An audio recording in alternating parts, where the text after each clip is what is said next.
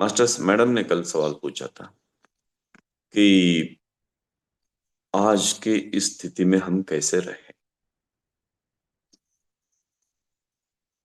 जो कश्मीर में हुआ उससे संबंधित सवाल था उनका। मास्टर्स मास्टर्स उसके लिए जवाब है। देखिए, न ही हम इस कृत्य के पक्ष में होना चाहिए, न ही हम इस कृत्य के विपक्ष में होना चाहिए। हमें समत्व का धारण करना चाहिए। यदि इस कृत्य के पक्ष में हो जाते हैं तो लोहे की जंजीरें आपके हो जाते हैं या लोहे के जंजीरों में आप बंध जाते हैं। यदि विपक्ष में हो जाते हैं तो सोने की जंजीरों में आप बंधे हो जाते हैं। दोनों जंजीरें ही हैं। हाँ, लोहे की जंजीरें से छुटकारा पाने की इच्छा तो होती है, लेकिन सोने की जंजीरें से छुटकारा पाने की इच्छा भी नहीं होती। उसे प्यार करने लगते हैं, उसके मोह में पड़ जाते हैं।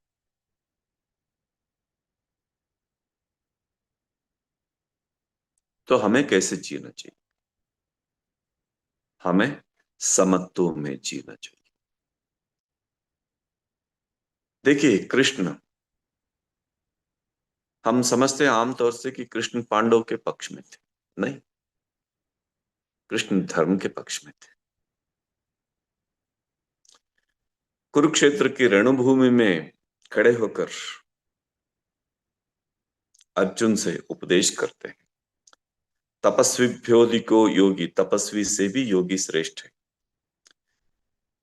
ज्ञानीभ्यो भी मतोधिक, ज्ञानी से भी अधिक श्रेष्ठ है।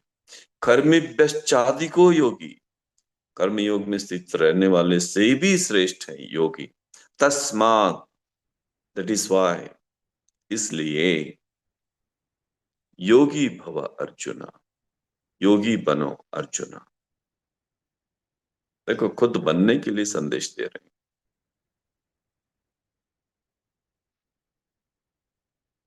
इस दृष्टि से हम भगवत गीता को एक बार ले सकते हैं।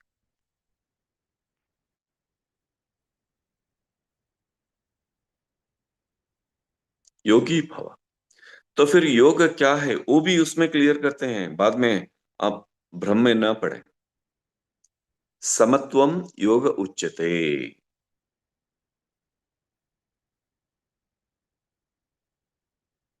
योग कर्मसु कौशलम। एक स्थिति में रहकर जो कर्म करते हैं उसमें योग स्थिति आ जाती है। समत्वम योग उच्यते, न इस पक्ष में न उस पक्ष में। अगर कृष्ण पांडव के पक्ष में होता तो कर्ण की इच्छा होती। आपको मालूम है, कर्ण की इच्छा थी कि जिस दिन मेरा अंतिम दिन होगा, अंतिम दिन होने से पहले मुझे आप पर्सनली मुझे बांसुरी सुनाएंगे। और कृष्ण ये जानते भी है। जिस दिन अर्जुन और कर्ण का युद्ध होने वाला था उसकी रात में न कृष्ण सोए, न कर्ण सोए, न अर्जुन इधर सोए। तो कर्ण अपने शिविरों से दूर होकर नदी के किनारे आ जाते और कृष्ण उस ओर आते हैं और उस रात में कृष्ण बांसुरी बजाते कर्ण के। ये नहीं कह सकते कि आप कृष्ण पांडव के पक्ष में थे। नो, कृष्ण धर्म के पक्ष में थे। याद रखिए। अगर पांडव के पक्ष में होते तो अभिमन्यु को मरने नहीं देते। अभिमन्यु को तभी चक्रव्यूह से बाहर आने का ट्रेनिंग देते जब चक्रव्यूह की कथा सुभद्रा को सुना रहे थे।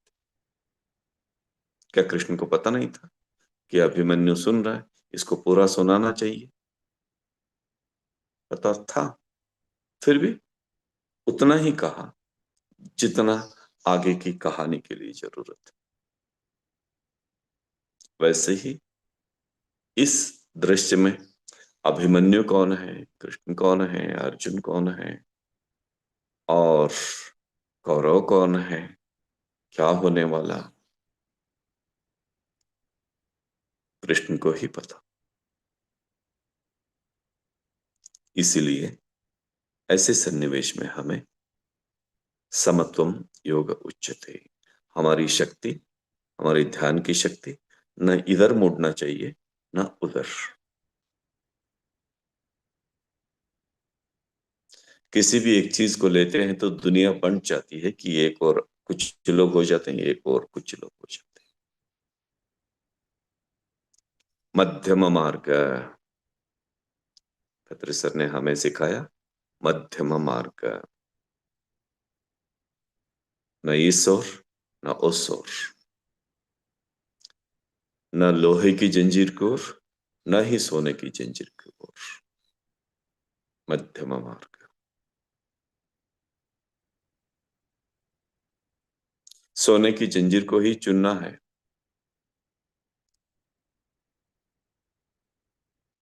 तो वो भी एक जंजीर ही है। भले आप लोहे की जंजीर से मुक्त हो सकते हो लेकिन सोने की जंजीर से मुक्त होना बहुत दिक्कत है। तो याद रखिए मास्टर्स, समत्व का आप भीतर समत्व की स्थिति को बरकरार रखिए, मेंटेन कीजिए कंप्लीट। धर्मराजा कृष्ण के जैसे समत्व स्थिति में थे। जब कुरुक्षेत्र युद्ध के बाद सदेह स्वर्ग जाना पड़ता है तो चार भाइयों के साथ और द्रौपदी के साथ चढ़ रहे थे, एक एक करके मरे। तो सबको रीजन देते हैं कि तुम क्यों मर रहे हो, तुम्हारी गलती क्या थी। लेकिन उसके साथ एक कुत्ता भी आ जाता है लेकिन वो मरता नहीं, स्वर्ग के दरवाजे तक आ जाता है। तो वहां के देवता कहते हैं कि तुम अकेले अंदर आ जाओ, कुत्ते को यहां भीतर प्रवेश नहीं मिलेगा। तो धर्मराजा ने क्या किया, बीच रास्ते में मेरे चार भाई मरे और द्रौपदी भी मरी, ये जिंदा आया है मेरे साथ, इसको प्रवेश मिलेगा तो मैं अंदर आऊंगा, यदि इसको प्रवेश नहीं मिलेगा तो मैं अंदर नहीं आऊंगा। क्या थी धर्मराजा की अंतिम परीक्षा? धर्मराजा की अंतिम परीक्षा थी कि ये धर्म में है या नहीं, टेस्ट कर। कौन कर रहे थे कुत्ते के रूप में? साक्षात यमधर्मराय, उसके पिता। जब यमधर्मराय प्रत्यक्ष हो जाते हैं तो स्वयं ही वे उनको अंदर ले जाते। समत्वम योग उच्यते। धर्मराजा न कौरवों के पक्ष में थे न पांडवों के पक्ष में, धर्म के पक्ष में, कुत्ते के पक्ष में। पांडवों के पक्ष में होते तो चारों भाइयों को और द्रौपदी को बचाने के लिए लड़ते। वो लोग कैसे मरे, मैं कैसे आऊं, उनके बिना कैसे आऊं, ऐसे वीरावेश के भाषण दे सकते नहीं।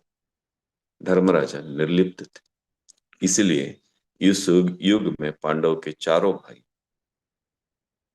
वापस आए हैं। लेकिन धर्मराजा नहीं आए, याद रखिए।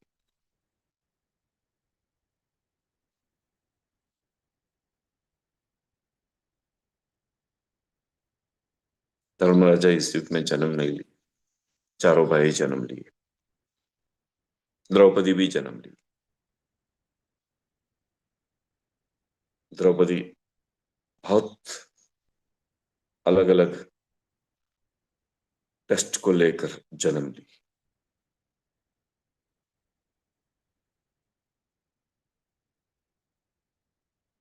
ये जानता हूं मैं, उनसे मिला हूं।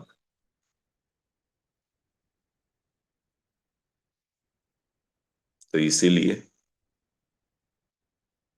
न कौरवों के पक्ष में न पांडवों के पक्ष में, धर्म के पक्ष में रही। समत्वम योग उच्यते बोला उसने। समत्वम योग उच्यते तस्मात् योगी भव अर्जुन। तो मित्रों, इस निर्णायक घड़ी में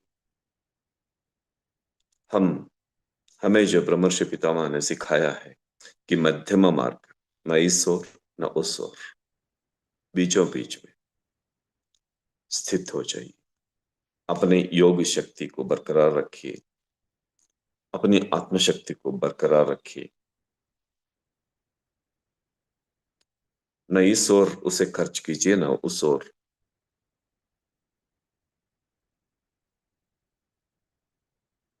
आप भीतर से बिल्कुल प्रशांत रहिए। यदि इसके बावजूद भी आप टीवी देखने में, पेपर पढ़ने में, उसकी चर्चा करने में, उसके अलग अलग पोस्ट देखने में अगर आप अपना समय उपयोग करना चाहते हैं या व्यर्थ गंवाना चाहते हैं, तो ये आपकी इच्छा। क्योंकि यथा इच्छसि तथा कुरु, उसी ने कहा। इतना सब मैंने कहा है, लेकिन जैसे तुम्हें इच्छा होती है, जैसे तेरी इच्छा है वैसे करो। स्पष्ट। इस समय में इसे याद रखिए। इस साल अपने आप को बहुत संभालिए। Okay. Thank you. Thank you. Thank you so much masters. कल मिलेंगे और कुछ श्रवण वगैरह के एक्सपीरियंस के साथ। Thank you. नमस्ते।